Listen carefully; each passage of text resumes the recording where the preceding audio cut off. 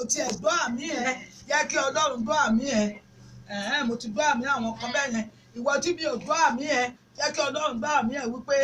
ìgbàgbọ́ ẹ̀ á mú ẹ dáradá. Èmi gba Ọlọ́run gbọ́ wípé ní 2019 yìí kò sílẹ̀kùn tó lè kàn tí Ọlọ́run ò ní ṣí torí pé a ti fi àdúrà bẹ̀rẹ̀ báyìí àdúrà náà la máa fi parí ẹ̀ gbogbo wa náà látúntò máa ṣe happy new year àtúmọ̀ àwọ̀ 2020 o gbàgbọ́ bẹ́ẹ̀ pẹ̀lú mi mo fẹ́ kó o ọ̀nà ọwọ́ rẹ sókè àfi tó bá yẹ pé òun drive nìkan o sọ fọ́lọ́run pé ó ṣe pé fún èyí tó ti ránṣẹ́ sí mi ọkàn mi balẹ̀ èmi mọ̀ wípé o ti sọ mí di aṣẹ́gun ní 2019 ọgbọ́n tí bíbélì wí ni ó ní ilé olúwa làwọn aṣẹ́gun ó máa gbé láíláíláíláí ẹni bá ń gbé ní olúwa ó mì wípé he is always in the presence of God bàbá dẹ̀ ti wà in the presence of God ogun ò lè borí wa àbí orí kan tó ṣe fún àwọn Ísírẹ́lì ni ní ọ̀sán nínú ìrìn àjò 40 years ó fún wọn ní ìkúùkù lọ́sàn-án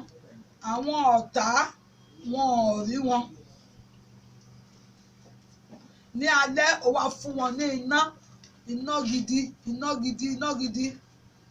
tó fi jẹ́ wípé wọ́n á ríran ibi tí wọ́n ń lọ wọ́n á ríran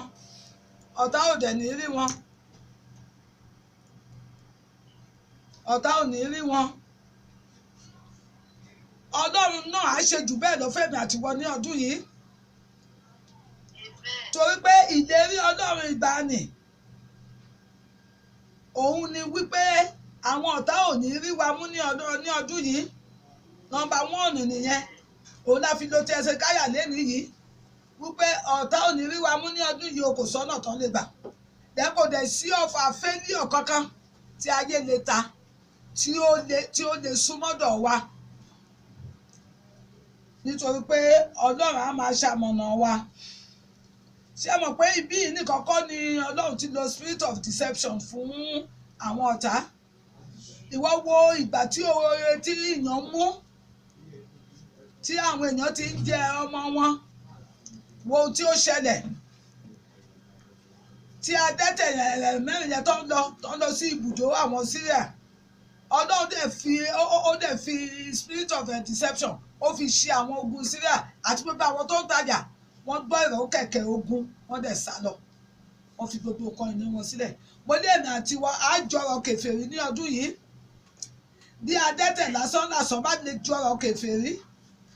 tí tó jẹ́ wípé ohun gbogbo tó ń bá níbẹ̀ náà kókó nígbà tó sún wọn ganan yẹ̀yẹ̀ lọ pé wọ́n láàfin mo ní àjọrọ kèfèrí ní ọdún yìí in the mighty name of Jesus Christ ọdún àwa ọmọ Ọlọ́run nìyí tó Olúwa sọ fún mi nìyẹn so bí kú ń pa lọ́tún bó ń pa lósì kò ní súnmọ́dọ̀ pa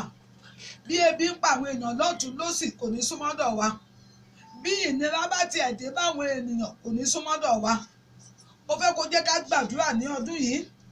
tó bá jẹ́ aládùúrà ní ọdún yìí testimony òun ní ọ̀rọ̀ ìwọ àti èmi ni yóò já sí mo ní testimony ní ọ̀rọ̀ wa ó já sí in the mighty name of Jesus Christ alẹ́ni náà tó lóhùn àjọ ayé wa lẹ́nu tí Olúwa ó yọ lẹ́nu èmi gbàgbọ́ wípé Ọlọ́run tá à ń sìn Ọlọ́run tó ń gbani ni mo dẹ̀ fẹ́ ká mọ̀ wípé Ọlọ́run yìí kì í fini sílẹ̀ ní 2019 jẹ́ kí ìbáṣepọ̀ rẹ ó dán mọ́rán pẹ̀lú Ọlọ́run wàá rí ohun tí Olúwa yóò ṣe a dúpẹ́ lọ́wọ́ Ọlọ́run kó dá wa sí èmi àti wa àtúnra wa à ń yọ̀ mọ́ra wa bẹ́ẹ̀ yẹn nínú ìgbàgbọ́ wa mo gbàdúrà wípé ọ̀rọ̀ Ọlọ́run ò ní sùn ní o àdúrà sì bà I still welcome you to the new year, the year of believers in Christ, and I believe that this year whatever is your due, whatever is my due, the Lord will give us without any hindrance. In the mighty name of Jesus, welcome you to the new year, the year of the Lord. Oluwakeyin.